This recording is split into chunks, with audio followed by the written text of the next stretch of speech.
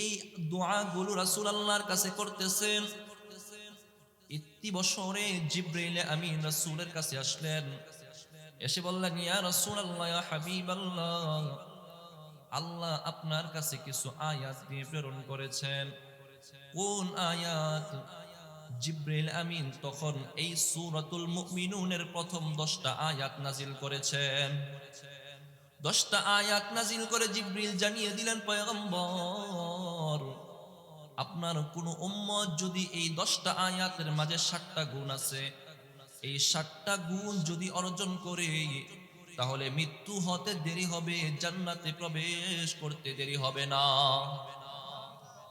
এই 7টা গুণ যদি নিজের ভিতরে অর্জন করা যায়, তাহলে আশা রাখা যায় আল্লাহ তাআলা মৃত্যুবরণ করার পর এই গুণের উসিলায় জান্নাত দান করবেন ইনশাআল্লাহ। শুধু এতটুকুই শেষ না, সুনানে বাইহাকির 11,287 নম্বর হাদিস, আম্মা জান আয়েশা সিদ্দিকা রাদিয়াল্লাহু আনহাকে জিজ্ঞাসা করা হয়েছিল যে রাসূলের গুণ কি, রাসূলের আখলাকটা কেমন? আম্মা জান বলছেন, রাসূলের আখলাক হলো এই কোরআন। রাসূলের আখলাক কি? কোরআন। কোরআনটাই রাসূলের আখলাক। আপনি রাসূলের আখলাক, এই গুণ, এই গুণ, এই গুণ বর্ণনা করে কতদিনে শেষ করবেন? রাসূলের গুণাবলী যদি পেতে চান, যদি চিহ্নিত করতে চান, যদি রাসূলের গুণাবলী কোনটা জানতে চান, তাহলে জেনে রাখেন রাসূলের গুণাবলী, আখলাক হলো এই কোরআন। এই কোরআনটা হলো রাসূলের আখলাক। তাহলে আখলাক এর মধ্যে বৈশিষ্ট্যটা কি? বৈশিষ্ট্যটা হলো সূরা মুমিনুনের এই 10টা আয়াত, 7টা গুণ। মুহতারাম হাজিরিন, কথা লম্বা করব না, চলেন আমরা সেই 7টা গুণের মাঝে প্রবেশ করি। যে 7টা গুণের ব্যাপারে এত ফজিলতের কথা আসছে, যে গুণের কথা আসছে, যে গুণ স্বয়ং রাসূলের ছিল, যে গুণ রাসূলের ছিল, এই গুণ থাকলে মুমিন বান্দা বান্দীরা শ্রেষ্ঠ হয়ে যাবে। চলেন শুনি আল্লাহ কি বলেন। আল্লাহ তাআলা সূরা মুমিনুনের প্রথম আয়াতে বলছেন, বিসমিল্লাহির রহমানির রহিম, قد أفلح المؤمنون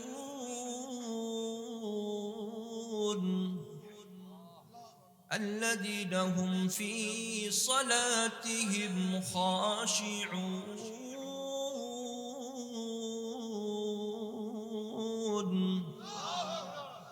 محترم حاضرين، আল্লাহ তাআলা সূরাতুল মুমিনুনের প্রথম আয়াতে বলেন, قد أفلح المؤمنون,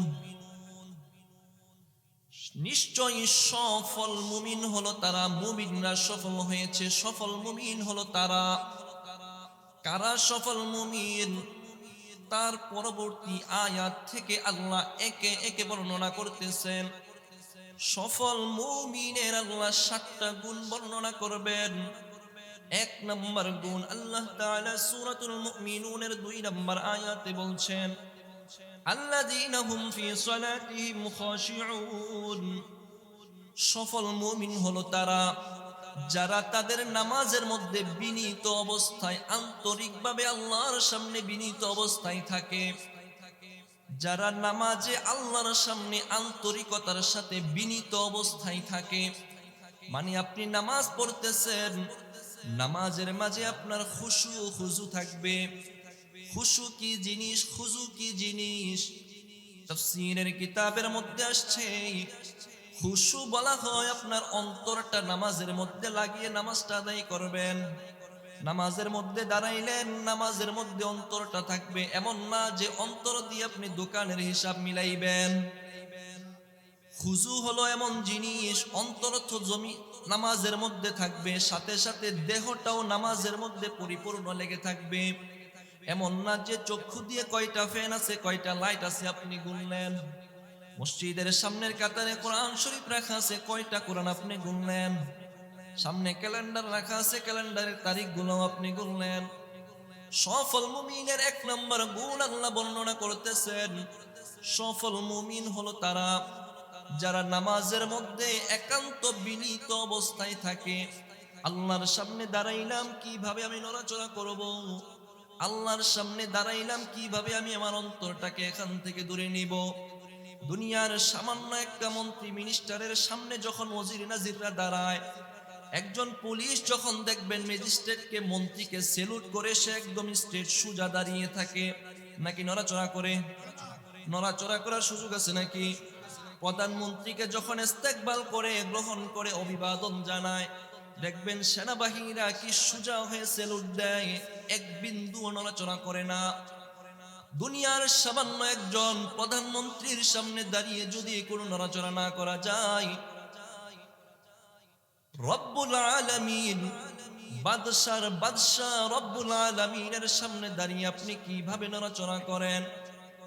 দুনিয়ার সামান্য যে অঙ্গ প্রত্যঙ্গ গুলো আছে, অঙ্গ প্রত্যঙ্গ নড়াচড়া করবে না, এটাকে বলা হয় খুজু। আর অন্তরটাও নামাজের মধ্যে লাগিয়ে রাখবেন, এটাকে বলা হয় খুশু। এই খুশু এবং খুজু দুইটাকে নিয়ে নামাজ আদায় করাকেই বলা হয় বিনীত অবস্থায় নামাজ আদায় করা। বিনীত অবস্থায় নামাজ আদায় করা। এই নামাজের হিসাবটাও কিয়ামতের দিন সর্বপ্রথম হবে। নামাজের মাধ্যমে বান্দা জমিনের মধ্যে সেজদা দেয়, অথচ জমিনের মধ্যে সেজদা দিলেও বান্দা আল্লাহর সবচেয়ে কাছাকাছি চলে যায়। আপনি জমিনে সেজদা দিলেন, অথচ সেজদার মাধ্যমে আপনি আল্লাহর সবচেয়ে নিকটে চলে যান। এই সেজদার মাধ্যমে বান্দা যত দূরেই থাকুক না কেন আল্লাহর সবচেয়ে কাছে চলে যায়।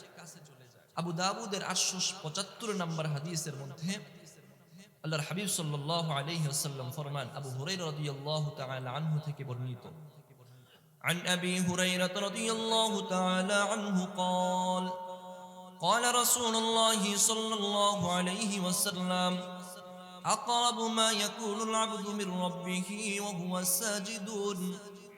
বান্দা তার রবের সবচাইতে নিকটে ওই সময় থাকে বান্দা যখন সেজদার মধ্যে থাকে।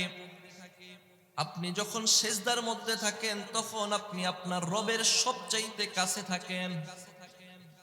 আপনার যদি কোনো চাহাত থাকে, কোনো তাকাজা থাকে, দোয়া থাকে, সেজদার মধ্যে করবেন, আল্লাহ শুনবেন। সেজদার মধ্যে বান্দা যখন থাকে তখন আল্লাহর সবচাইতে কাছাকাছি থাকে। দুনিয়ার সাধারণ দৃষ্টিতেও বোঝা যায়, আপনার ঘাড়ের মধ্যে যদি কোনো বোঝা থাকে, মাথার মধ্যে যদি কোনো বোঝা থাকে, পিঠের মধ্যে যদি পরিবারের পেরেশানি থাকে, বোঝা থাকে, আপনি একটা মাথার বোঝা যখন নিচের মধ্যে ঢালতে চাইবেন, জমিনে ফেলতে চাইবেন, তখন এটা নিচু করলে জমিনে পড়ে যাবে। দুনিয়ার পেরেশানিগুলো এমন, পেরেশানিগুলো মাথায় আছে, পেরেশানিগুলো পিঠের মধ্যে আছে। নামাজের মধ্যে যখন আপনি এসে দাঁড়িয়ে গেলেন, নামাজে দাঁড়ালেন পেরেশানি নিয়ে, আপনি যখন রুকুতে গেলেন, দুনিয়ার সাধারণ যে সামান্য পেরেশানি আছে, একটু টুকরিটা নিচু হওয়ার কারণে দুনিয়ার পেরেশানিগুলো সামান্য পড়ে যাবে। আর যখন একদম সেজদায় লুপট হয়ে পড়ে গেলেন, দুনিয়ার যে পেরেশানিগুলো আছে, সবগুলো পেরেশানিগুলো আল্লাহ আপনার মাথা থেকে জমিনের মধ্যে দলিয়ে দিবেন। মাথার মধ্যে যদি একটা টুকরি থাকে, টুকরির মাটিগুলো জমিনে ফেলতে হলে আপনি নিচু করে ফেলবেন না? এই সিজদায় গেলেও ঠিক তেমনি ভাবে আপনার মাথায় যে পেরেশানিগুলো আছে, পেরেশানিগুলো আল্লাহ দূর করে দিবেন। মুমিনের এক নম্বর গুণ আল্লাহ আপনাকে জানিয়ে দিলেন। মুমিনের প্রথম গুণ, সফল মুমিনের প্রথম গুণ হলো তারা নামাজের মধ্যে অন্তর দিয়ে নামাজ পড়ে, দেহটা লাগিয়েও নামাজ পড়ে। নামাজের মধ্যে অন্তরও থাকবে, দেহও থাকবে।